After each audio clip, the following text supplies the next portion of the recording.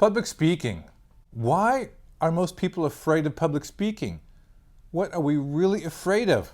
Hi, welcome to Canfield and Company. I'm Rob Canfield, your host.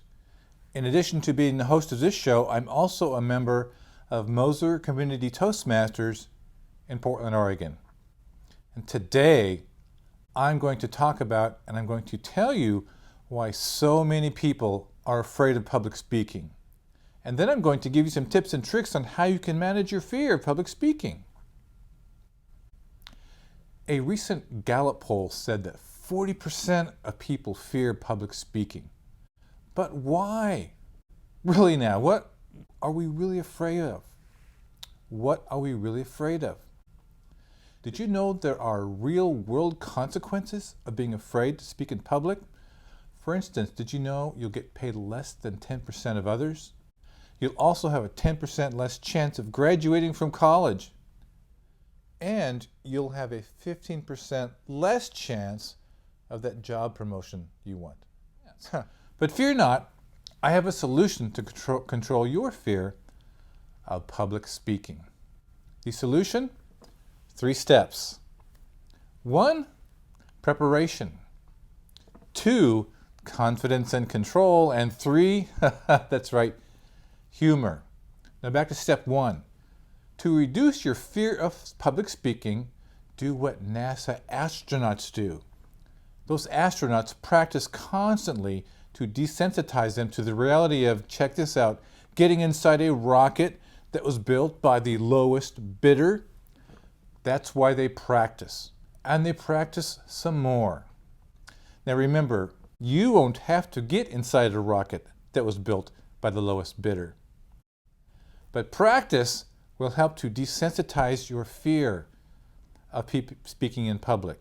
Practice and practice at home, and then practice a few more times. Yeah, practice, practice, practice. A few more times. Practice your speech at home. That's what I do. And also, speak up at work whenever you can. Speak up when you're out with your friends for practice. And also, if you're at social events, speak up before or after social events. Trust me on this. This type of practice will go a long way towards reducing your fear of speaking in public. Now we come to step 2. Step 2 is continue to practice. That's right, continue to practice. And why? Because practice creates confidence. And I can't emphasize this enough. Practice creates confidence, and confidence will give you a feeling of control. You will begin to realize, hey, I can do this. I can speak in public. Practice creates confidence. Confidence gives you a feeling of control. I can do this. Now, I'd like to share a personal story about practicing. Several years ago, I was promoted to account executive for a major telecommunications company. I'd never done sales before, and the job consisted of calling on small, medium, and large business decision makers. You know what? I was scared to death. And when I first started going on appointments, I'd have to drive around the block several times just in an attempt to steady my nerves. Oh yeah, I was terrified. And a few times I worked myself into such a fearful frenzy that I had to stop and use the restroom because I got literally nauseated. So I asked for help. I asked a fellow account executive to help me. He pretended to be a customer, and I practiced the different ways to get to know a perfect stranger, how to develop rapport, and how to make sales presentations. That's right, I practiced and practiced and practiced with this with my coworker, and you know what? It worked. That practice made me more confident. Then, after a few dozen or so real appointments with real customers, my fear of speaking in front of others gradually decreased. There you go. Now, step 3 in this process, have some humor. You know, you're giving a speech, but we're not talking about creating world peace, so lighten up a little bit. Use some humor. After all, it's humor that banishes anxiety. It really does. And humor goes a long way in putting your fears in perspective. The payoff for you, you will be more effective at work. You will also be more effective advocating for a favorite cause or project. And you'll be more effective when talking with friends. We'll be right back after this for some more Canfield and Company.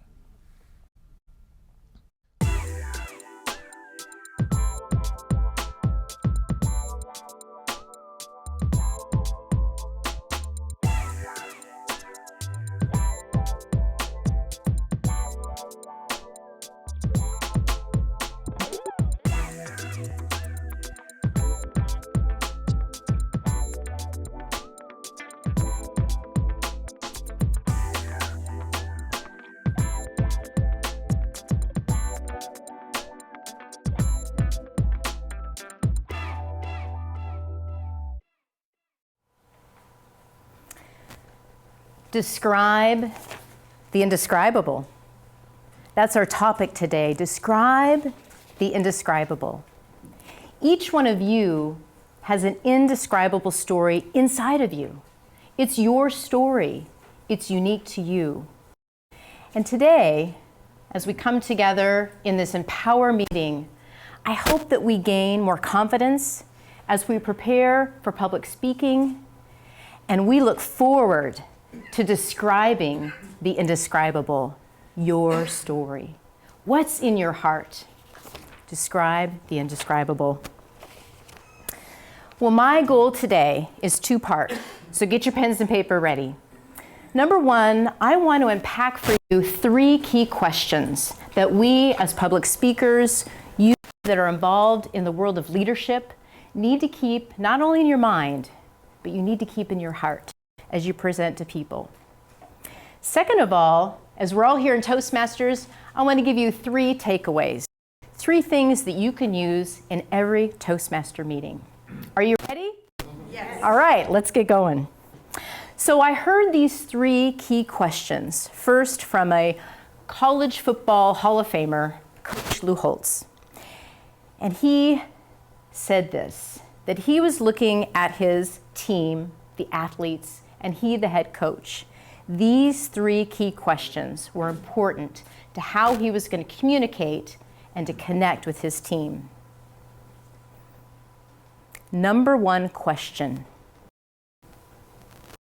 Can I trust you?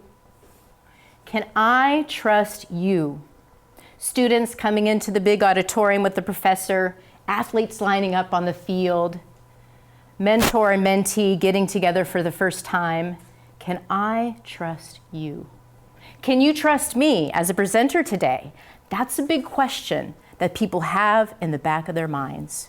Can I trust you? The second question that Lou Holtz unpacks as he looks at not only communicating, but connecting with his team. Are you committed? Are you committed? Do you walk the talk, or do you just talk the walk? Are you committed to my success? Are you committed to my goals and my dreams? Are you committed to my family and what's important to me? Are you committed? Big question.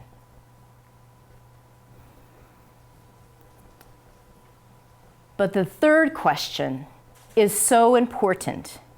In fact, I believe that every single human person walking on the planet has these words branded on their forehead. And you know what those words are? Do you care about me? Do you care about me? Because every single human person wants to be loved, wants to be wanted, wants to be cared about, to be appreciated, to be respected. Every single person on this earth wants to be cared about. and you come into this environment, you come onto the team, you come into this organization, do you care about me? Keep that in your hearts as you present to a group of people, small or large, at the workplace, in the grocery store. Do you care about me? So what I'd like to do is take you on the road. And over the last 9 months, I've been on the road again, talking to different groups. And I've been learning from these questions how important it is to connect with the audience. So let's go back to that first question. Can I trust you? And I want to go to Staten, Oregon. My first speaking engagement of the new year was at Immaculate Conception Church in Staten, Oregon. And I was to be the inspirational speaker for the women's group and their brunch for the new year. And I was really excited about looking forward to hanging out with these ladies. So I did what every good public speaker did. Get there early, get to know your environment, get settled into the community that you're with. And as I walked in the church door, and I walked right in, I encountered a gentleman that I knew. I had interviewed him before on Catholic radio with his students. And so I saw Joe, and we immediately connected. And here I am in Staten, where I live in Northeast Portland. So he's kind of wondering, what are you doing here? And I said, well, I'm going to be speaking to the ladies a little bit later in the morning. And all of a sudden, the mood changed, and he kind of grabbed my arm, and he said, can you pray with me about something? I've got something really difficult going on in my life. And I said, sure. And so all of a sudden, he shared with me something pretty intense that was happening in his personal life. And so as I carried that pain in my heart the rest of the morning, and started to get ready for my talk with the ladies, I realized I wasn't there that day to talk to the ladies at the Women on the Well luncheon. I was at that place to be present because I have built a level of trust with the community. And because I was present, that indescribable moment with Joe happened. Lesson number 1. So, can I trust you? Very important that there is trust and you build relationship. The second question that Lou Holtz talks about is, are you committed? Are you committed to me, my goals, my heart when you come into this group? Are you committed? So I want to take you to Beaverton, Oregon. There's a beautiful retreat center that's called Our Lady of Peace. And over the next 12 months, I will be speaking every other month there on a Wednesday evening, doing twilight talks with Dina Marie, and really having a beautiful time with this community and the public coming and just having a night of reflection. So on a Wednesday night, I got there about 4 hours early so I could prepare and just get settled in again, get to visit with the community and get ready for this evening talk. And so I was able to have dinner with the community, and some of the people attending that dinner were going to be staying for the talk. And so we were visiting a little bit and talking, and then everybody asked, well, Dina Marie, what's your topic going to be? What are you going to talk about tonight? And so I shared a little bit, and I said, well, the title is Transitions and Epiphanies. And the gentleman sitting right next to me, Paul, he said, well, that's pretty interesting because 9 months ago I lost my job. And it's been really difficult. He's a little bit older. It's been tough out there in the job market. I don't know if I should go this way or that way. Should I stay in this career? Should I go into a brand new industry? It's really a challenge. I'm hopeful, but sometimes it's not so easy. And I inside chuckled and I thought, Paul, this talk is going to be just for you. An indescribable moment that at a moment you know that there's a reason why you are there. So then, as I get ready to go into that talk in that hall, I knew Paul's story, I knew Charlie's story, I knew Leanne's story, I know Rocio's story, I know the community that I'm speaking with, and now we can unpack our story together. And as a speaker, you're able to weave whatever you're going to share into the lives of the people around you. And isn't that an indescribable moment? That you can connect with the Malias and the Avelenes and the Dougs of the world and get to know that we're committed to one another. Yes, I'm committed. I'm committed to share my story, my vulnerability to you in an audience. Are you committed? Big question as we prepare to share in any leadership situation. But the third question, that third question, do you care about me? Everybody wants to know. And have you heard the quote before? People don't care how much you know until they know how much you care. I've heard that quote so many times. And if you haven't heard it before, write that down. People don't care how much you know until they know how much you care. What's coming from your heart? So let's go back to Staten and back into that room, this parish hall, and we were having a luncheon, and the energy in the room was so high. These ladies were just having a wonderful time, lots of fellowship, lots of high energy, lots of hopefulness and joyfulness in the room. And I was able to unpack for them my snowball effect story, my transition story.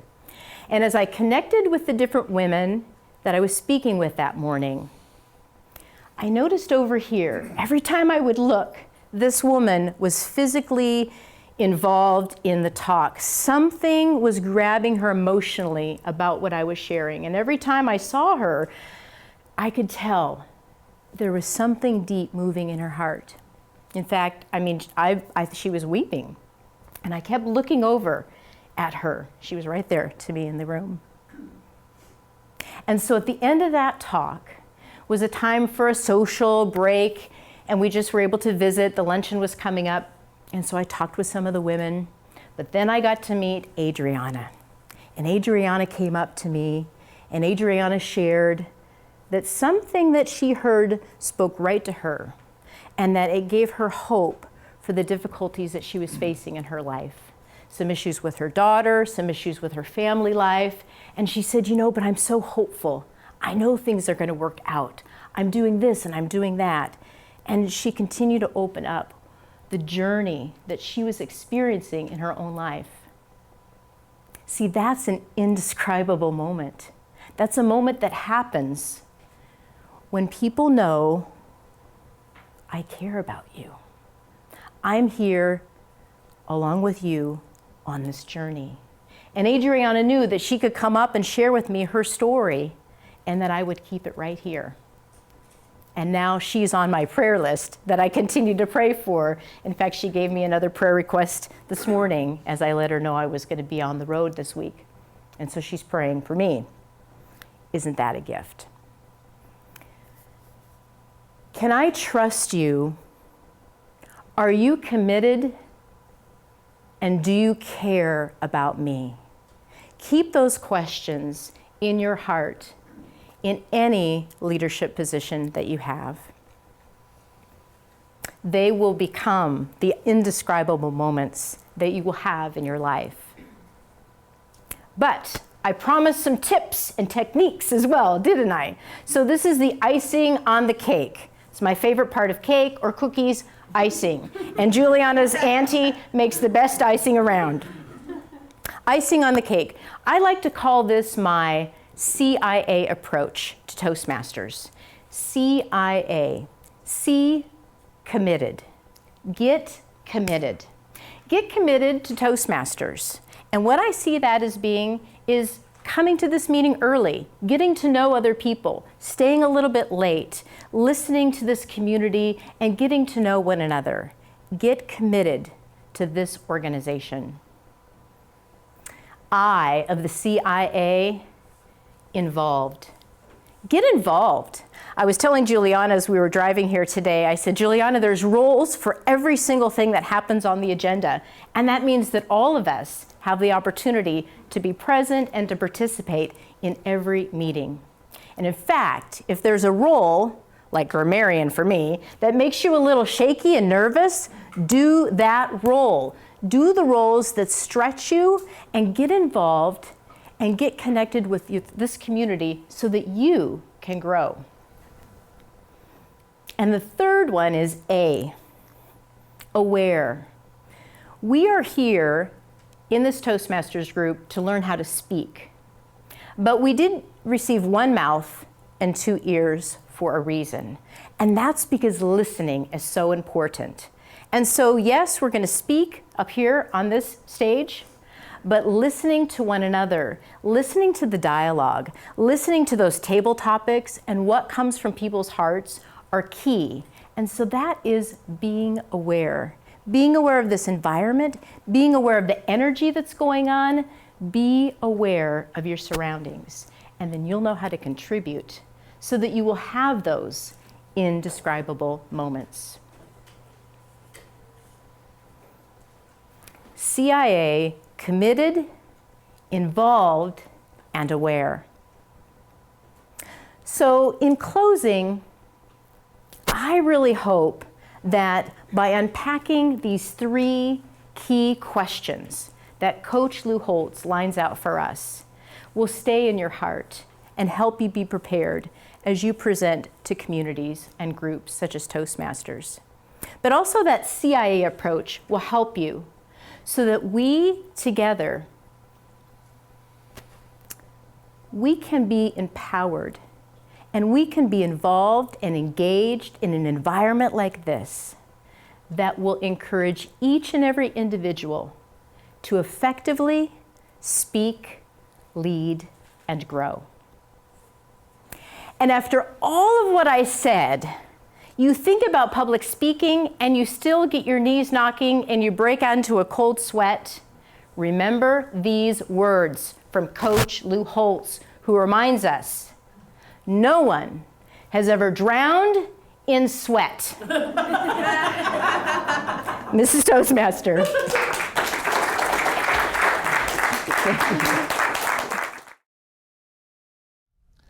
And in ending this episode, here's the plug. You knew there was a catch someplace. Perhaps your confidence I gave you today will give you the motivation to join a local Toastmasters club, and that's my call to action for you today. Visit a local Toastmasters club. Learn how to speak better. Go to toastmasters.org to find a club in your area, and your local club will help you learn to speak, lead, and grow. These people care about you. Toastmasters.org. Well, that's it for this episode of Canfield and Company. If you have any questions or comments on the show today, feel free to shoot me an email. It's rcanfield@robertcanfield.com. rcanfield@robertcanfield.com. You can see this show and previous shows on our YouTube channel, Canfield and Company, or you can see us on our Facebook page, Canfield and Company, of course, and we also have a website, robertcanfield.com. Again, if you have questions or comments on the show, feel free to contact me via email at rcanfield@robertcanfield.com. So, on behalf of all of us here at Metro East Community Media, I'd like to thanks for watching, and I hope you have a great Canfield and Company day.